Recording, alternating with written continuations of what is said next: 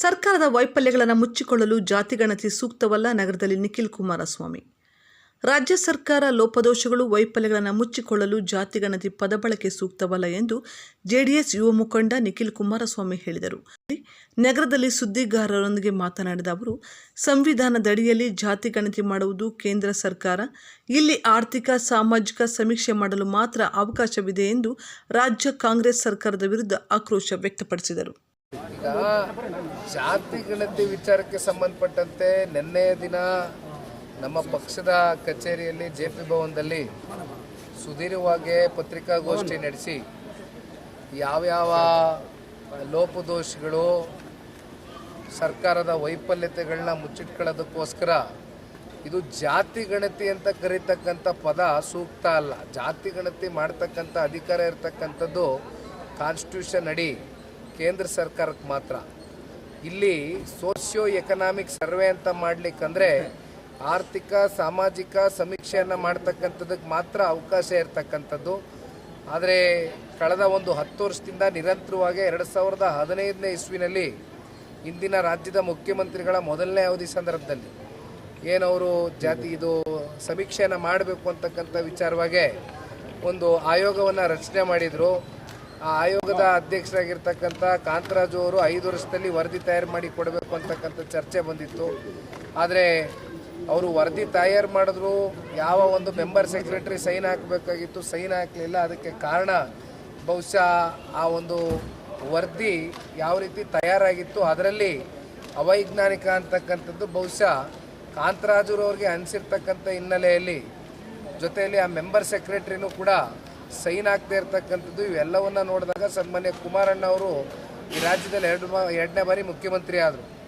ಆಗ ನನ್ನ ಪತ್ರಿಕಾಗೋಷ್ಠಿಯಲ್ಲಿ ಪತ್ರಿಕಾ ಮಾಧ್ಯಮ ಸ್ನೇಹಿತರು ಕೇಳಿದ್ರು, ಯಾಕೆ ಕುಮಾರಣ್ಣ ಅವರು ಆ ಸರ್ವೆನ ಮುಂದಿಡಲಿಲ್ಲ ಅಂತ. ಯಾಕೆಂದರೆ ಮೆಂಬರ್ ಸೆಕ್ರೆಟರಿ ಸೈನ್ ಹಾಕದೆ ಹೋದಾಗ 100% ಅವ್ರಿಗೆ ಕಾನ್ಫಿಡೆನ್ಸ್ ಇಲ್ಲ ಅಂತ ಇತ್ತು.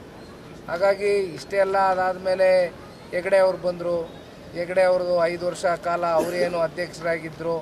ಅವ್ರ ಅಧ್ಯಕ್ಷಗಿರಿ ಮುಗಿದಿದ್ರು ಕೂಡ 2 ತಿಂಗಳು ಟೈಮ್ ಎಕ್ಸ್ಟೆನ್ಷನ್ ಕೇಳ್ಕೊಂಡು ತರಾತುರಿಯಲ್ಲಿ ಅವ್ರಿಗೆ ಬೇಕಾದಂಥ ರಿಪೋರ್ಟ್ನ ತಯಾರು ಮಾಡಿ ಮೆಂಬರ್ ಸೆಕ್ರೆಟರಿ ಯಾರು ಸೈನ್ ಹಾಕಿದ್ದಾರೆ, ಸಹಿ ಯಾರು ಹಾಕಿದ್ದಾರೆ, ಅವ್ರು ಯಾರು ಸಂಬಂಧಿಕರು, ಅವ್ರು ಯಾರಿಗೆ ಭಾಳ ಆತ್ಮೀಯರು ಅಂತಕ್ಕಂಥದ್ದು ಗೊತ್ತಿರ್ತಕ್ಕಂಥ ವಿಚಾರ ನಿನ್ನೆ ದಿನ ಪ್ರಸ್ತಾವನೆ ಮಾಡಿದ್ದೀನಣ್ಣ.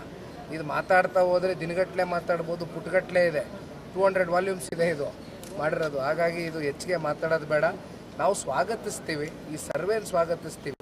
ಆದರೆ ಇದಾಗಿರ್ತಕ್ಕಂಥ ರೀತಿ, ಇದ್ರ ಬಗ್ಗೆ ನಮಗೆ ವಿರೋಧ ಇರ್ತಕ್ಕಂಥದ್ದು ಬಿಟ್ಟರೆ ಇದು ನೀವು ಸರಿಯಾದಂಥ ದಾರಿನಲ್ಲಿ ಇದನ್ನು ಮಾಡ್ತಕ್ಕಂಥದ್ದಂದರೆ ಖಂಡಿತವಾಗ್ಲೂ ಜನತಾದಳ ಪಕ್ಷ ಇದನ್ನು ಸ್ವಾಗತಿಸುತ್ತೆ. ಇದು ಮಾಡ್ತಾ ಇರ್ತಕ್ಕಂಥ ಮೂಲ ಉದ್ದೇಶ ಏನು?